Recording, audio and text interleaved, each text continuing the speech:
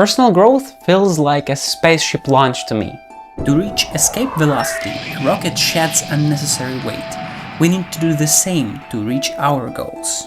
When I found minimalism, I understood that it's a way of letting go of things that hold you back. That's why today I'm talking about 11 things I quit to simplify my life and make it happier. Let's go! I used to be a yes man. Every hangout, every shopping trip, I was constantly on the go, and that left me drained. I should have thought of what I wanted instead. Those things steal your most precious and irreplaceable resource, time. Whenever you have a choice on how to spend it, think twice. Consider what benefits this will bring to your life. Egotistical? Maybe, but who else will think of your well-being except you?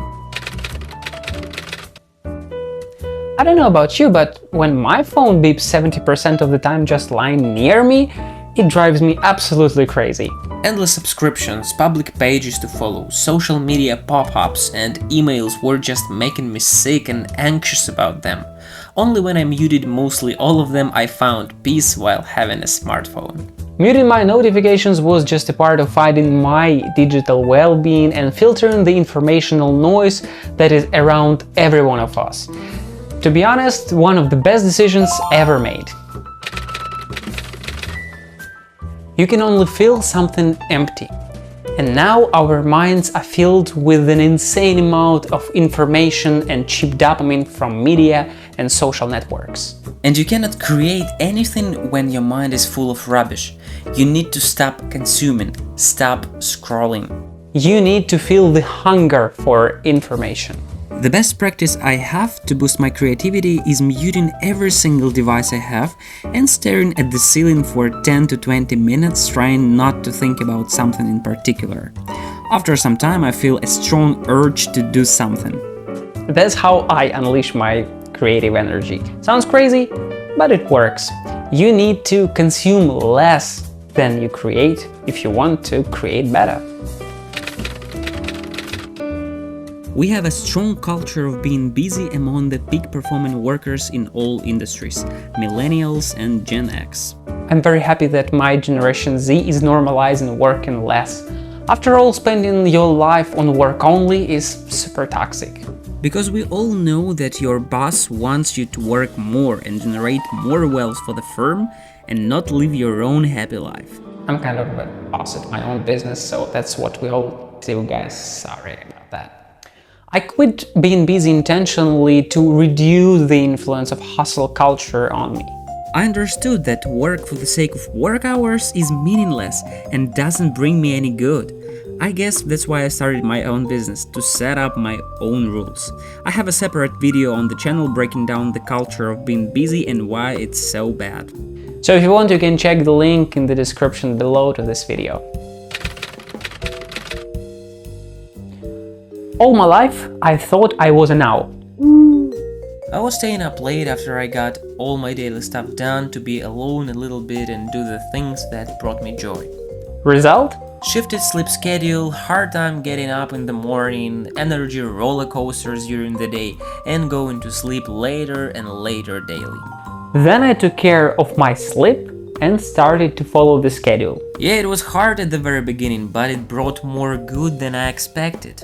I won't be diving into that too much, but trust me, if you want to have time and energy for everything in your life, start the day earlier is the best decision you can make today for yourself from tomorrow. Marketeers want you to buy more. Trust me, I really went from that. I don't say it's bad, it's just how the economy works. But if you are on your way to live the simple good life by your own rules, obviously you are as you're watching this video right now, you need to stop following the trends. If you are following something that you didn't plan to follow initially, think of who can benefit from that. Trends come and go, and you stay. So the best way is not to get distracted by those temporary things. Everyone will forget about their existence in no time. So why spend your time on something that won't matter in a couple of months?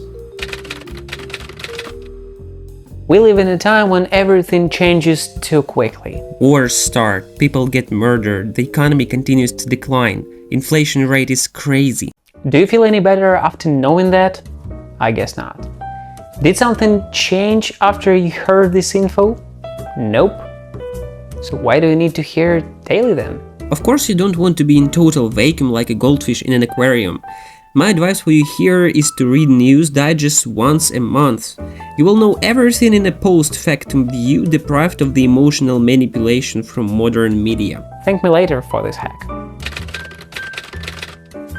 It's a very short take, but think about it for a moment. Do you work hard or do you work smart? I really love this quote by Albert Einstein.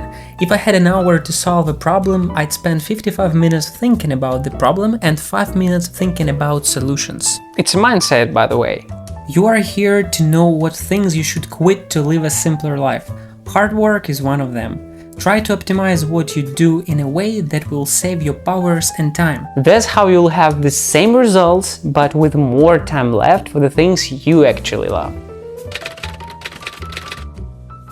I know that for people who don't have a schedule, we seem like total nerds, and that's partially true. But hear me out. Having a stable schedule will make your life boring, but way easier and predictable, especially if you have some goals you want to achieve. But the most important thing here, it's good for business, but not for your personal life and experiences.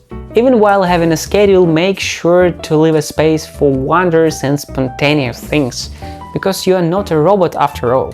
So if you want a simple, predictable and successful life, a schedule is a way to go for you, but with the slots to have some fun. This is the biggest mistake young people make. They take their youth for granted. While you're young, you have relatively good health, not so bad physical shape, and it seems like it's gonna last forever. But it is not. You'll feel it maybe 10 years from now, and those 10 years will come closer in an eye blink.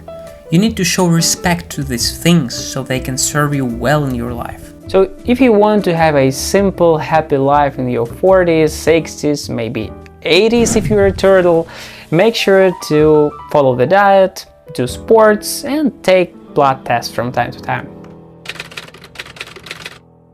If people say you should do or have something in your life, it's a 100% bullshit. You are the only person who knows what to do with their life. Go get a job, go to college, have children, buy a house. And I don't think having those things is bad. It's good. For me it's good, but maybe it's not for you. On this journey to a happier life, you need to complete a side quest of self-analysis to understand what brings you joy and helps you to live a happy life. Even if that thing doesn't fit what society tells you to do. With me, it was about a stable career which I decided to live, to start my business and also become a content creator. Now it's your turn to think of a definition of a happy and simple life for you. Whew, I hope I didn't overload you too much, because you know, simple life is a journey and I'm just showing you mine. I hope this video will help you to kick off yours. Let me know in the comments below if you love this video and consider subscribing for more if you want to see more content about minimalism, productivity and fitness. It was Nick and I hope to see you the next time. Cheers!